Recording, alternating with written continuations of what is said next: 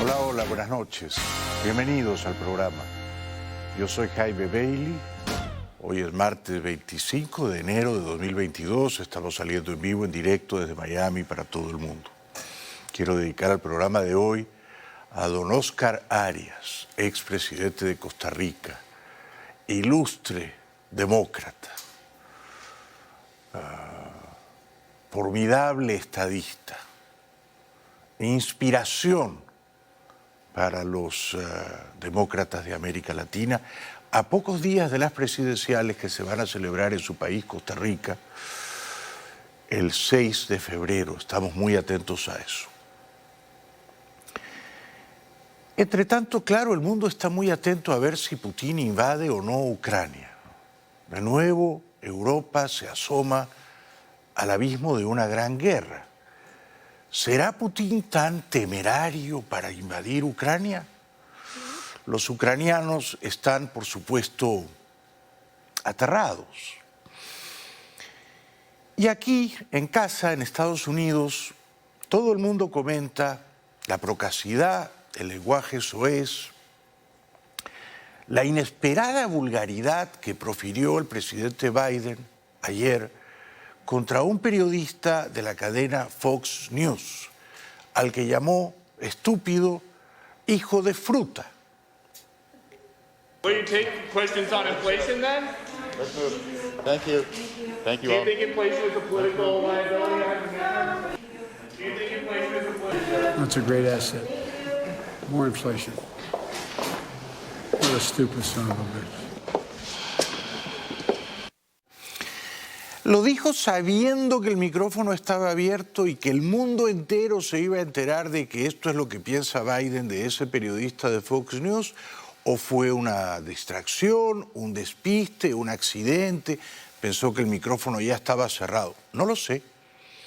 Tratándose de Biden, creo más lo segundo. Pensó que el micrófono estaba cerrado y que no lo iban a escuchar. Ahora bien, quisiera recordar otras asperezas entre presidentes de Estados Unidos y periodistas más o menos hostiles, ¿no? Quizá no han sido estas tan brutales, tan procaces como la que acabamos de ver. Pero, por ejemplo, cuando Bush padre era presidente, finales de los 80s, él había sido jefe de la CIA, había sido embajador en China, un hombre de Estado. Tuvo un rifirrafe, un intercambio acalorado con Dan Rather, que era entonces el periodista ancla estrella de CBS News. Este fue el intercambio. And you've impugned my integrity by suggesting with one of your little boards here that I didn't tell the truth about what Felix Rodriguez. You didn't accuse me of it, but you made that suggestion. And Mr. I Vice don't President, think it's these fair questions to are judge a whole career. It's not fair to judge my whole career by a rehash on Iran. How would you like it if I judged your career by those 7 minutes when you walked off the set in New York? Well, now, would you like that? Mr. I have Vice respect President, for you, but I don't have respect for what you're doing here tonight. Mr. Vice President, I think you'll agree that your qualifications for president and what kind of leadership you'd bring to the country, what kind of government you'd have, what kind of people you'd have around him is much more important than what you just referred to. I'd be happy to... I want to be judged on the whole record. Fue una discusión tensa, pero en ningún momento Bush padre insultó a Dan Rather, ¿no? Tampoco Clinton, tan joven, tan carismático, tan buen orador, insultó a la periodista de CNN, la británica Christiane Amanpour, pero la atacó sin ambigüedades y dijo un discurso, no una pregunta, como el suyo, flaco favor me hace a mí y a nuestro país.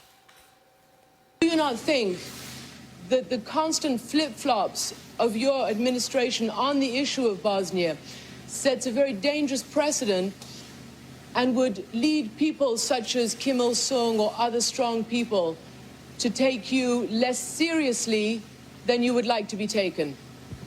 No, but speeches like that may make them take me less seriously than I'd like to be taken. There have been no constant flip-flops, madam. I ran for president saying that I would do my best to limit ethnic cleansing and to see the United States play a more active role in resolving the problem in Bosnia. And we have been much more active than my predecessor was in every way from the beginning. Yo veo una abismal diferencia entre esto y lo de ayer de Biden, ¿no? Porque ambos primero responden. Biden no respondió sobre la inflación. Y segundo, no insultan. Sí, se enojan, responden enfadados, pero tratan de refutar lo que ha dicho el periodista. Pero a Biden le resultaba irrefutable que la inflación es alta y que él tiene una responsabilidad política en ello. Por eso insultó, por eso condescendió, se rebajó al territorio de la invectiva. Quien sí insultó fue Bush hijo, siendo presidente y pensando que los micrófonos estaban cerrados, le dijo a Dick Cheney en un acto público y aludiendo a un reportero del New York Times que era un idiota o un imbécil de grandes ligas, ese reportero, y se escuchó con perfecta nitidez.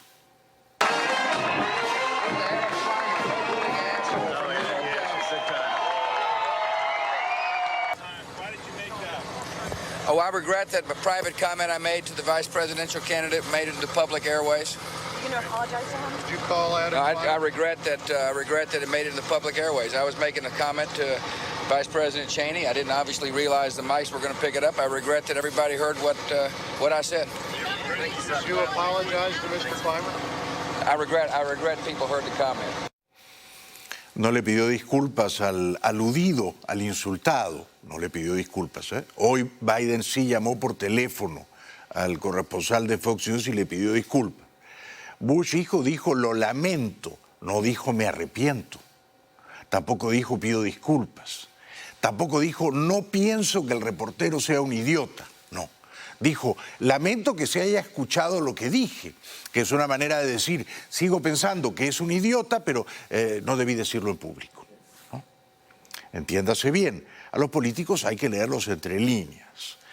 Obama también tuvo un momento fastidioso con un periodista, pero Obama es un campeón gobernando sus sentimientos, ¿no?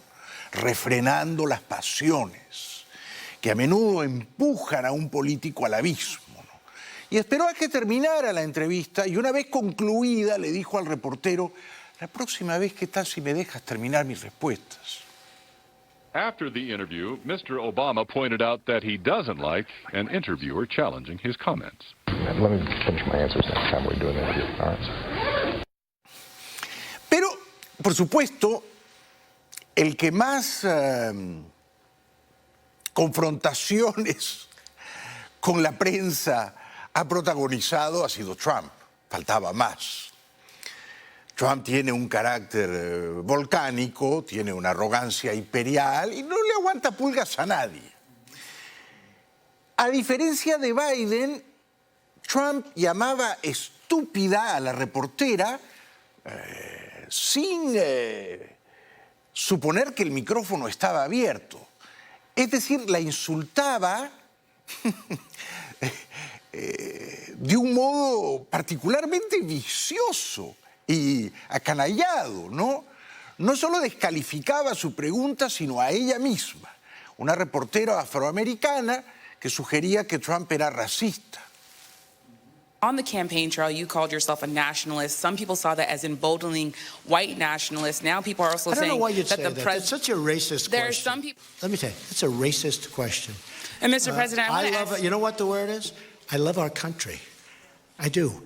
But to say that, what you said, is so insulting to me. It's a very terrible thing that you said. Do you accept Matt Whitaker to be involved in the Russia probe? Do you want him? It's up to him. Do you want him to rein in Robert Mueller? What a stupid question that is. What a stupid question. But I watch you a lot. You ask a lot of stupid questions. Es distinto a Biden ayer, ¿no? Porque Biden, lo de Biden es una manera de farfullar, de hablar entre dientes. fue un murmullo. No tenía intención de decírselo al reportero. En cambio, Trump insultaba a los reporteros con toda intención, sin tratar de disimularlo. Recuerdo cuando expulsó a Jorge Ramos de una rueda de prensa, ¿no? Así que Trump no solo insultaba al reportero que le caía mal, pero era capaz de echarlo a empellones del recinto, que Biden no ha llegado a tanto, ¿no? Pero al menos el estilo de Trump era más franco, ¿no? Si él creía que la respuesta era tonta, horrible o estúpida, te lo decía. Americans were scared, though. I guess nearly 200 dead, 14,000 who are sick, millions, as you witnessed, who are scared right now. What do you say to Americans who are watching you right now who are scared? I say that you're a terrible reporter. That's what I say. Go ahead. I think it's a very nasty question, and I think it's a very bad signal that you're putting out to the American people. The American people are looking for answers, and they're looking for hope. And you're doing sensationalism, and the same with NBC and Comcast. I don't call it Comcast. I call it Comcast. Let me just, for whom you work, let me just tell you something. That's really bad reporting. Y el dedo. Bueno, puestos a comparar, el estilo de Trump es más divertido y es más transparente.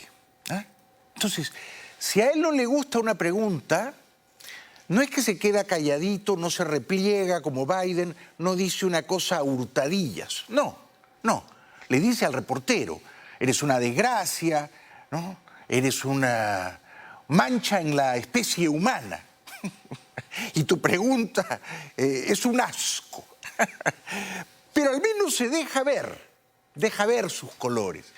Lo de Biden es más camaleónico, más encubierto y a la postre más torpe, ¿no? Más torpe. Porque nos enteramos igual que piensa que el reportero es estúpido, pero por último hubiera sido mejor que se lo dijera, que lo airease, como lo ventilaba Trump, injusta y diría incluso prepotentemente con esta reportera de origen oriental que le hace una pregunta incómoda sobre el coronavirus en la Casa Blanca y Trump la manda a preguntar eso a los chinos. Said many times that the U.S. is doing far better than any other country when it comes to testing. Yes. Why does that matter? Why is this a global competition to you if every day Americans are still losing their lives and we're still seeing more cases every day? Well, they're losing their lives everywhere in the world, and maybe that's a question you should ask China. Don't ask me, ask China that question, okay? When you ask them that question, you may get a very unusual answer. Yes, behind you, please. ¿Y cómo le va a decir eso a una mujer de ojos rasgados y de origen oriental? ¿Cómo le va a decir, anda, pregúntale eso a los chinos? Ella no está en Beijing, ella está en Washington DC, la pregunta se la ha dirigido a Trump. De todos modos, y con ese estilo tan suyo, Trump era muchísimo más entretenido, para mal, que Biden, ¿no? Y muchísimo más franco, brutalmente franco, sí. Porque en aquella ocasión, además, y en muchas otras ruedas y conferencias de prensa, Trump gobernaba con el dedo, eligiendo al que preguntaba y acallando al que le caía mal. Sir, why are you saying that to me specifically? I'm telling you, I'm not saying it specifically to anybody. I'm saying it to anybody that would ask a nasty question like that. That's not a nasty question. Please go ahead. Why does it matter? Okay, anybody else? Please, go ahead in the back, please. I have two questions. No, it's okay. But you pointed to me. I have two questions, Mr. President. Next, please. But you called on me. I did, and you didn't respond, and now I'm calling on Sorry, I just the wanted young lady in the back, please. I just wanted to let my colleague finish, Okay. but can I ask you Ladies a and question, gentlemen, please? thank you very much. Appreciate it. Thank you very much. El otro día leí un ensayo fascinante que decía que la vida es editar. Uno edita tiempo, uno edita compañías, uno edita prioridades. Y Trump editaba en vivo. En vivo. Cortaba la pregunta de una y saltaba a otra pregunta. Él editaba en vivo y en directo. Bueno, sirva todo esto de recordatorio ¿por qué ningún político está exento de estos tropiezos humanos, ¿no? Todos podemos, en un momento de fastidio, todos podemos decir una vulgaridad, ¿no? Una palabrota, una frase que hubiera sido mejor que no dijéramos, ¿no? Y esto es lo que le pasó a Biden esta semana, ayer con el periodista de Fox News. Why are you so confident he'll change his behavior, Mr. President? Yeah, I'm not confident in changing behavior. What the hell, what do you do over there? So when did I say I was confident? You said in the next 6 months you'll be able to determine. What I said was, let's get it straight. I said what will change their behavior is that the rest of the world reacts to them and it diminishes their standing in the world. I'm not confident of anything. I'm just stating a fact. Incluso le pasó al príncipe Carlos de Inglaterra, que hablando con sus hijos hace unos años ya, y refiriéndose a un periodista que estaba ahí, dijo: este tipo es insoportable, lo detesto. Durante unas vacaciones familiares en los Alpes suizos en 2005, a pocos días de su boda con Camilla Parker, el heredero del trono británico se descompuso con el corresponsal de la BBC, Igor Wichel, ante una pregunta sobre sus próximas nupcias.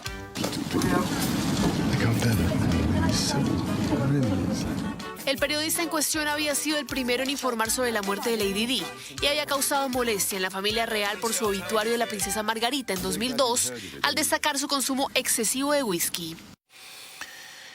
Así las cosas, lo que le ocurrió ayer a Biden puede entenderse, puede incluso disculparse. Hoy Biden llamó por teléfono al periodista agraviado, le ofreció sus sinceras disculpas, pero ciertamente pone en evidencia dos cosas. Primero, que Biden está frustrado, está amargado, porque nada le sale bien.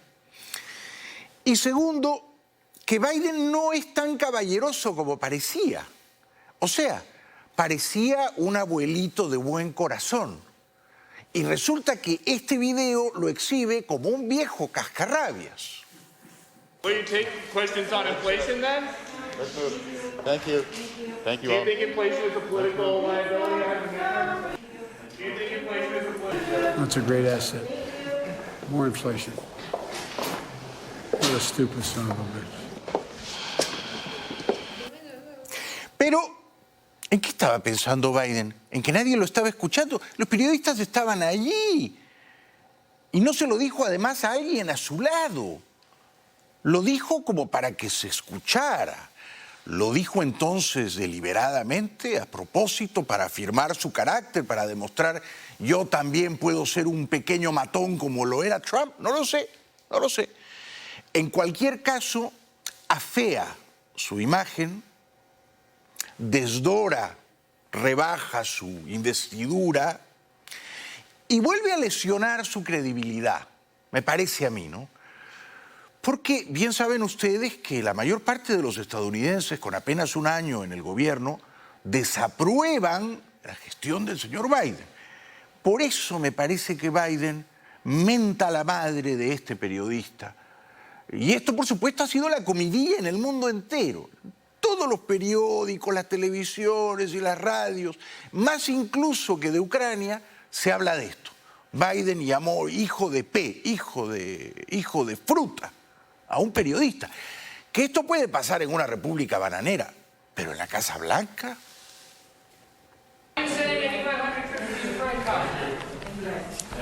Will you take questions on inflation then? Do you think inflation is a political liability? That's a great asset. More inflation. What a stupid son of a bitch. Una pausa, será breve. Al volver les voy a contar lo que está tramando Putin para hacer propicia la invasión gradual a Ucrania. Y por qué Putin ya empezó a cerrar el grifo del gas natural con el que abastece a Europa. Europa necesita desesperadamente, sobre todo Alemania, el gas natural ruso para calentar este gélido invierno. Ya regresamos.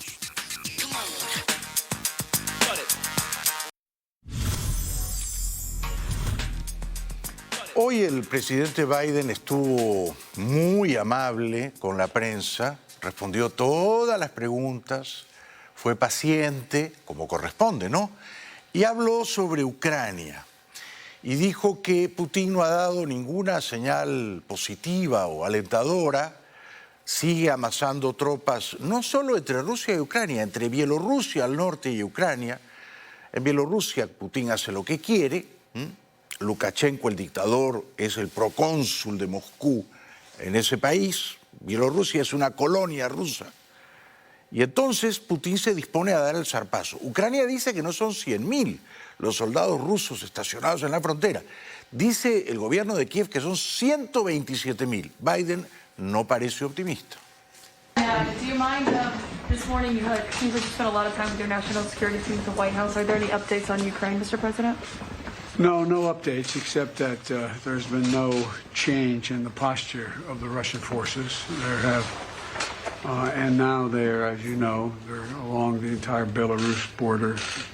And I made it clear to early on to President Putin that if he were to move into Ukraine, that there'd be severe consequences, including significant economic sanctions, as well as I'd feel obliged to beef up our presence, NATO's presence on the Eastern Front, Poland, Romania, etc. Polonia y Rumania, dijo Biden, y dijo también que hay tropas de Estados Unidos, alrededor de 8.500 hombres en estado de alerta máxima, pero que él no va a meterse en un lío militar a solas con Rusia, sino que en caso de mandar tropas sería una operación conjunta de la OTAN. Would you ever see yourself personally sanctioning him if he did invade Ukraine? Yes, You would? I would see that. What would it take to trigger the deployment of the 8,500 troops that you've put on high alert? And what's your message to those forces that are on high alert? Those forces on high alert they're part of a NATO operation, not a sole U.S. operation, and I've made it clear to President Putin that we have a sacred obligation, Article 5 obligation to our NATO allies, and that if in fact he continued to build up and/or was to move, we would be reinforcing those troops, and I've spoken with every one of our NATO allies in person, virtually, and we're all on the same page. We've got to make it clear that that there's no reason for anyone, any member of NATO, to worry whether or not NATO would come to their defense. Entonces, Biden dice que al final de todo, quien tiene la última decisión es el señor Putin. May I ask you about when you'll make a decision about deploying those troops? What will lead to that? What would lead to that is what's going to happen, what Putin does or doesn't do. And I may be moving some of those troops in the nearer term, just because it takes time. And again, it's not provocative. It's just exactly what I said. Is that as long as we have to reassure. If you notice, you don't see a lot of concern in terms of their security and of our NATO allies in Western Europe, but in Eastern Europe, there's reason for concern. They're along the Russian border, they're the Belarus border, so everyone from Poland on has reason to be concerned about what would happen and what spillover effects could occur. We have no intention of putting American forces, or NATO forces, in Ukraine. But as I said, there are going to be serious economic consequences if he moves. Entonces, ¿cuál parece ser el plan de Putin? Según el New York Times, según los expertos, Putin no va a hacer una invasión militar convencional, masiva. De la noche a la mañana todas sus tropas, sus tanques, sus aviones cruzan la frontera. No va a hacer eso. ¿Qué va a hacer? Putin ya controla la parte este oriental de Ucrania a través de sus operadores, saboteadores, agitadores, los que se conocen como separatistas prorrusos. Bien, en el este de Ucrania hay una importante fábrica de gas de amoníaco, que es un gas muy tóxico que se usa como fertilizante.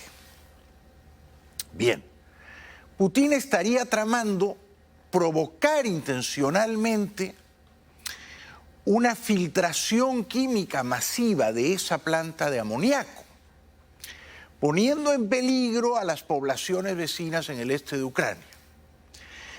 Van a procurar que esto se vea como un accidente, como una impericia, ¿no? Incluso como una negligencia de los ucranianos.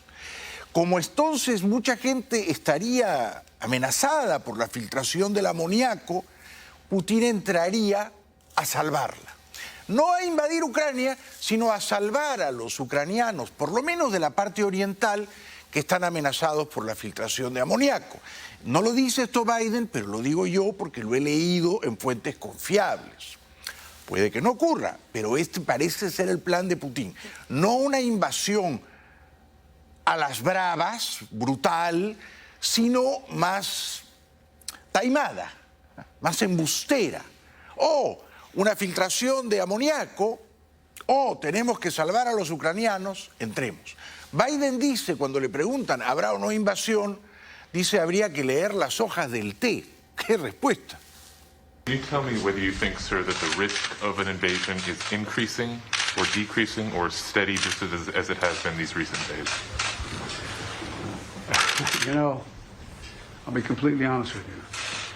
It's a little bit like reading tea leaves. Ordinarily, if we were a different leader, the fact that he continues to build forces along Ukraine's border from Belarus all the way around, you'd say, well, that means that he is looking like he's going to do something.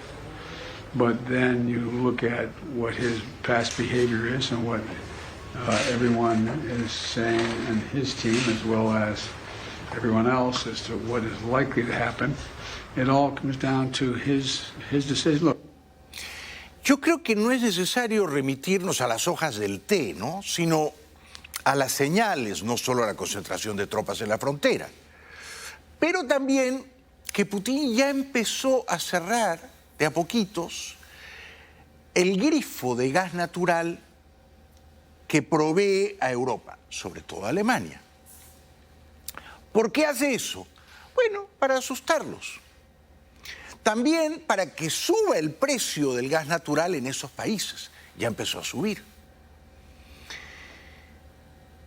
Alemania y Europa, pero me concentro en Alemania, tiene un nuevo gobierno, hace un mes, el canciller Scholz. Scholz ha pactado con los verdes, depende del apoyo de los verdes, de los ecologistas, que son izquierdistas, pacifistas, para sostener su gobierno, su mayoría parlamentaria. Los verdes y Scholz no solo no van a poner un soldado para defender a Ucrania, pueden estar seguros de eso, tampoco van a poner un euro para sancionar a Putin. Tampoco van a apoyar la sanción económica más severa contra Rusia, que sería suspender el gasoducto Nord Stream 2.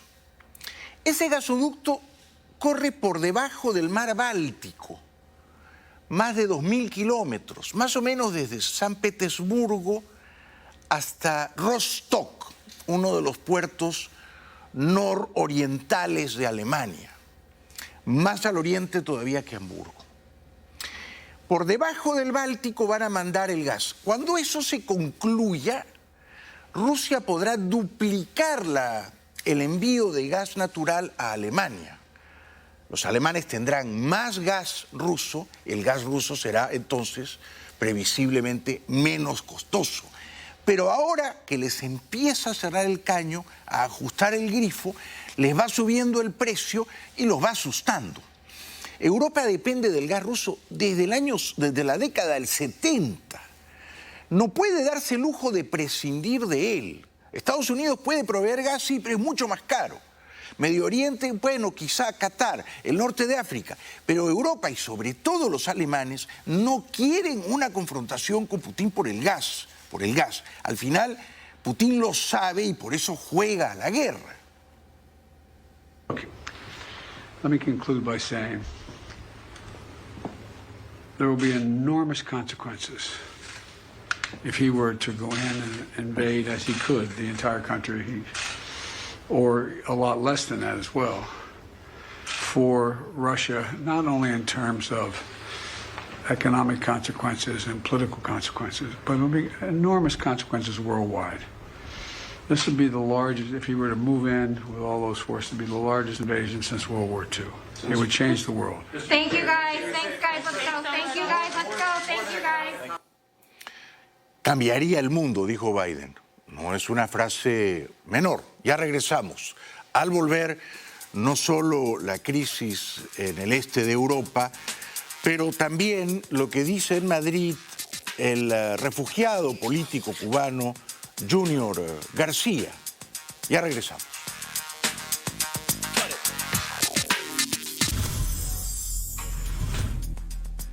Bienvenidos de vuelta. En un momento el activista cubano en Madrid, Junior García, anuncia que podría pedir asilo político, lo mismo que su esposa. Eso viene luego.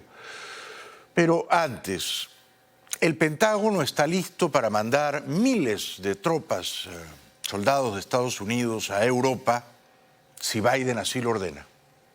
Sobre los planes para reforzar el flanco oriental de la OTAN, el Pentágono ha anunciado que tiene 8.500 tropas en alerta, prevenidas para desplegarse rápidamente en los países del este de la alianza si es necesario.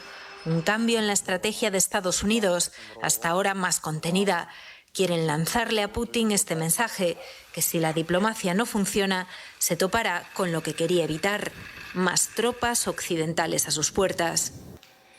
La peor amenaza que le han hecho a Putin es decirle: si invades Ucrania, vamos a desconectar a Rusia del sistema bancario internacional, que se conoce como SWIFT. Desconectamos a Rusia de SWIFT. Y Putin le dice: bueno, ok, entonces no me van a poder pagar por mi petróleo ni por mi gas natural los europeos. Claro, voy a echar de menos ese dinero que llegaría vía SWIFT, pero quizá ellos ahora en invierno van a echar de menos mi gas para sus calefacciones, ¿no? Entre tanto, en Moscú, todos calladitos, sospechosamente calladitos. Y lo que parece una estrategia, frente a la locuacidad de dirigentes occidentales ante la crisis, en Moscú se ha reducido en los últimos días las declaraciones de líderes de primer nivel. Lo más destacado, las calificaciones de histeria hechas por un portavoz hacia la reacción de Estados Unidos y la OTAN. Sí se informa que el presidente ruso ha hablado con uno de sus aliados, el presidente de Cuba. El dictador de Cuba, dirá usted, señor reportero. Al sur de Ucrania, desde la península de Crimea, que se fagocitó Putin hace 8 años, hacen maniobras militares. Entre tanto, mantienen su exhibición de fuerza, hoy con maniobras de gran envergadura en la anexionada península de Crimea, que incluyen lanzamiento de misiles como entrenamiento para un posible combate. Y no solo cerca de Ucrania. La Armada rusa también está mostrando su poderío en distintos océanos, hoy con ejercicios navales conjuntos con China en el Mar Arábigo. Mientras moviliza masivamente a su ejército, Rusia critica que la OTAN haga lo mismo y despliegue también tropas y armas en Europa del Este. El Kremlin dice observar con mucha preocupación que Estados Unidos haya puesto en alerta a más de 8.000 soldados. Cree que eso exacerba la tensión, pero espera que no afecte a las negociaciones en curso. Hasta ahora, ¿qué ha decidido Biden? Primero metió la pata cuando dijo: si Putin hace una incursión menor no habrá grandes consecuencias, ¿no? Después insultó al reportero ayer. Hasta ahora lo único que ha decidido, porque Estados Unidos no tiene embajador, esto es increíble, en Ucrania. Desde mayo de 2019, han pasado casi todo el 19, todo el 20, todo el 21, casi 3 años sin embajador en Kiev. Está la encargada de negocios. Trump destituyó a quien era la embajadora en Ucrania, Marie Yovanovitch. En mayo del 19 la expectoró Trump a la embajadora Yovanovitch. Desde entonces la cubre la suplente, la asistenta encargada de negocio, la señora Cristina Kien. Pero no es embajadora nominada por Biden y aprobada por el Senado. Y ahora todo el mundo mira a Ucrania y Biden no tiene un embajador en Ucrania. Podría haberlo nombrado ya, lleva 1 año en la presidencia, ¿no? ¿Qué hace Biden? Manda un avión con armas. Un avión con armas. Los aliados refuerzan su unidad en su apoyo a Ucrania. Este martes ha llegado a Kiev el tercer avión estadounidense con equipamiento militar y armamento. El presidente francés Emmanuel Macron ha combinado un tono más agresivo ante Rusia con una postura conciliadora de cara a la conversación que ha anunciado mantendrá con Vladimir Putin el próximo viernes. Preparamos en paralelo una reacción y respuesta común. En caso de agresión, si la hay, habrá respuesta y el coste será muy alto. Eso lo dice Macron, pero el canciller alemán no lo secunda. No quiere una confrontación de ningún tipo, ni militar, ni comercial, ni diplomática con Putin, porque quieren el gas ruso para estar calentitos en el invierno. Estados Unidos es el único país que ha ordenado el retiro del personal diplomático de Ucrania, de Kiev. Como medida de precaución, Estados Unidos también ha retirado a familiares de su personal en la embajada de Kiev. Sin embargo, el presidente ucraniano ha hecho un llamado a la calma y a la unidad entre las naciones occidentales. Todo está bajo control. No hay motivos de pánico. El secretario del Consejo Ucraniano de Defensa y Seguridad Nacional tampoco considera probable una invasión rusa.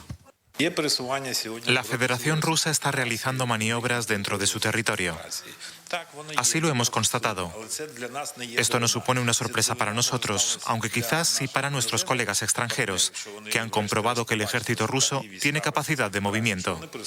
Es que ya los ucranianos saben que hace 8 años Putin viene incordiándolos, ¿no? Ya están acostumbrados, ya tanto miedo no le tienen al vecino matonesco. Alemania, que quede claro, y creo que lo he dicho varias veces a lo largo de esta noche, Alemania no va a poner un soldado ni un arma para defender a Ucrania. Alemania se niega a enviar armas a Ucrania y no envía soldados a la primera línea de la OTAN en Europa del Este. Además, los alemanes han impedido que salgan adelante las propuestas de sanciones más severas, como la de excluir a Rusia del sistema de pagos SWIFT. Creo que a Moscú le encantan todos los desacuerdos en el seno de la OTAN, porque es uno de los propósitos de Moscú. Y por supuesto, para Moscú, cualquier signo de desconfianza entre los miembros de la OTAN es algo muy bueno. Con gran lucidez y con una inteligencia portentosa, el campeón mundial de ajedrez ruso Kasparov analizó a Putin y a Rusia y dijo que no se puede comparar a Rusia con Corea del Norte o Cuba. I think Putin sensed the American weakness meeting Biden in Geneva, because instead of aiding Ukraine and making it very clear that the cost of the aggression against Ukraine would be too high, Biden and his administration made a terrible mistake by entering these negotiations that convinced Putin that he could go away with not sanctions, but basically lip service. I couldn't disagree more with the previous speaker who talked about Cuba and North Korea.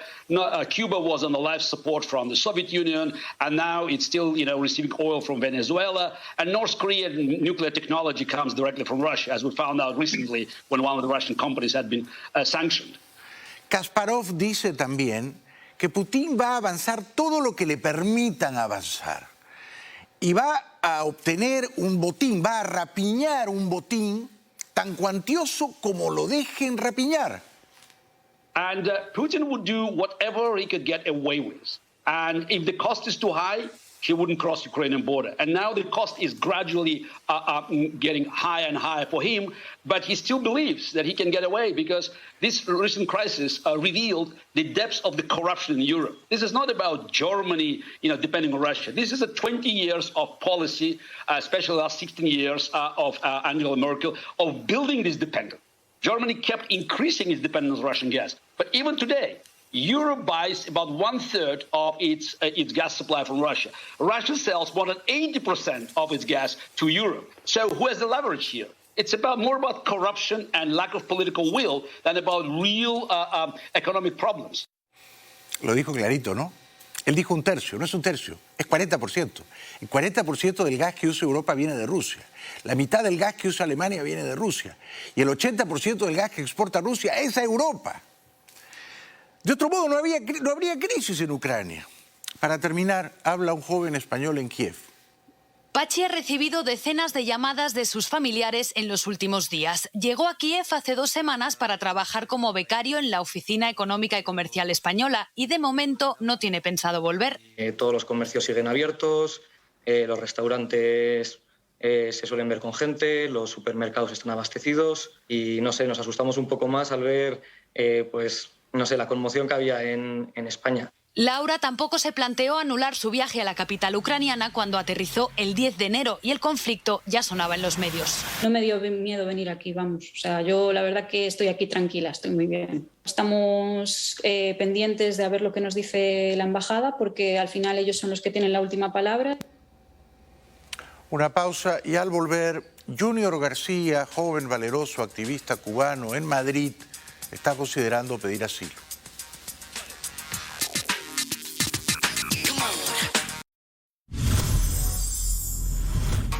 Bienvenidos de vuelta. El joven y valeroso activista cubano Junior García, que fue uno de los líderes de las protestas callejeras en Cuba en julio del año pasado, 2021, está ahora viviendo en el barrio de Lavapiés, en Madrid, y concedió esta entrevista.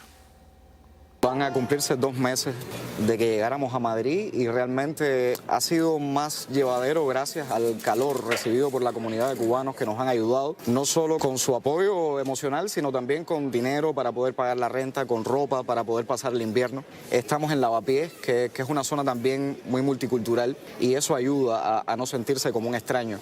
Desde ese punto de vista estamos mejor, pero también muy preocupados porque la situación en Cuba está peor que cuando salimos.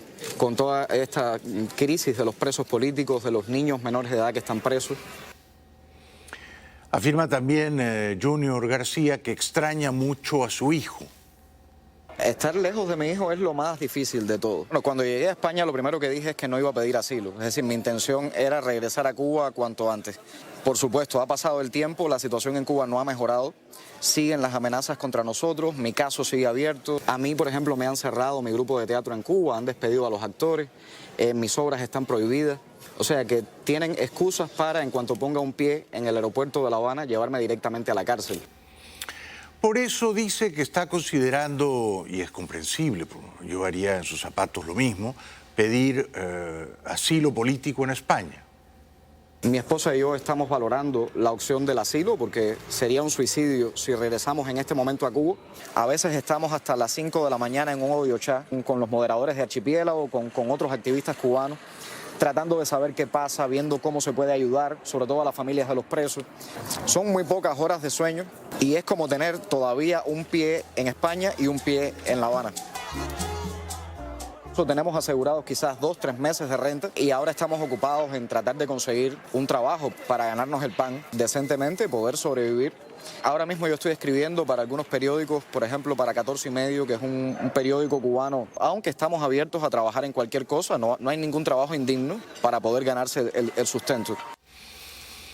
Sueña con volver a una Cuba libre. Ojalá pudiéramos regresar mañana mismo, ojalá Cuba mañana mismo sea el país que soñamos y que pudiéramos regresar sin problemas, pero no es así. La realidad es un poco más compleja que eso. Sabemos que corremos cierto peligro. La seguridad del Estado tiene tentáculos en todas partes y hay ciertas cosas que debo mantener en discreción, como la dirección de mi casa, determinados detalles de nuestra vida cotidiana.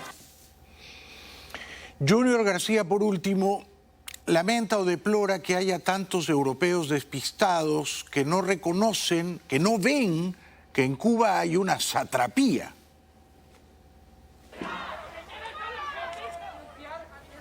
Muchos europeos y también personas de buena voluntad en el mundo que no se atreven por diversas razones a llamarle dictadura a lo que pasa en Cuba. Ojalá entiendan que esa visión romántica que tienen con Cuba le está haciendo mucho daño a los cubanos. En Colombia, el gobierno de Duque anunció que dieron de baja a un alto cabecilla terrorista de las FARC. El gobierno de Colombia informó el lunes que uno de los altos mandos de las disidencias de las FARC, que se apartaron del proceso de paz, murió en un operativo militar en el municipio de Tacuello, en el departamento del Cauca, al suroeste del país. Que hoy hemos neutralizado a Euclides España Caicedo, más conocido como alias Jonier. Me gusta cuando dicen neutralizado y no dicen matado, pero me gusta. Muy bien por Duque, que a pocos meses de dejar el gobierno, yo creo que ha sido un presidente muy digno, ha anunciado que darán 60.000 permisos de residencia a todos los venezolanos que llegaron a Colombia antes de enero del año pasado. Colombia entregará 60.000 permisos de estancia a inmigrantes venezolanos en 7 días. Las autoridades colombianas han organizado ceremonias de entrega de la tarjeta de protección temporal en Bogotá. Todos ellos llevan meses o años en Colombia tras haber salido de Venezuela. Habrá jornadas de entrega colectivas en Cali, Medellín, Barranquilla y Cúcuta. La tarjeta del Estatuto de Protección se empezó a emitir el 13 de octubre y, al menos en teoría, daría mayor facilidad para acceder a contratos laborales o a servicios de salud o bancarios. Muy bien por Duque, ya regresamos.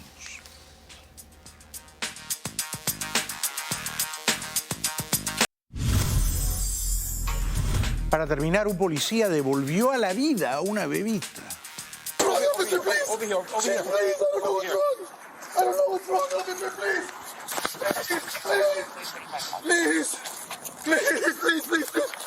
Please, officer, please, I don't know what's wrong.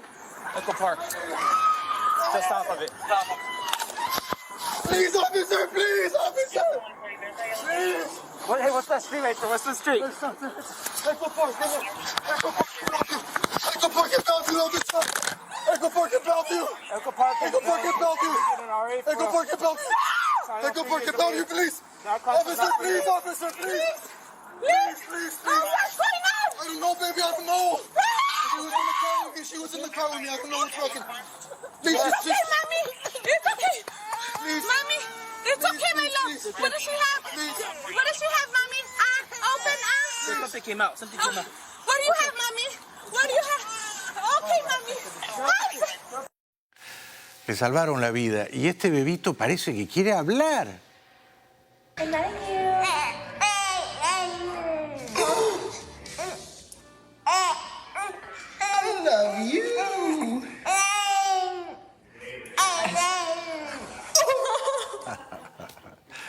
Extraordinario. Gracias por hoy.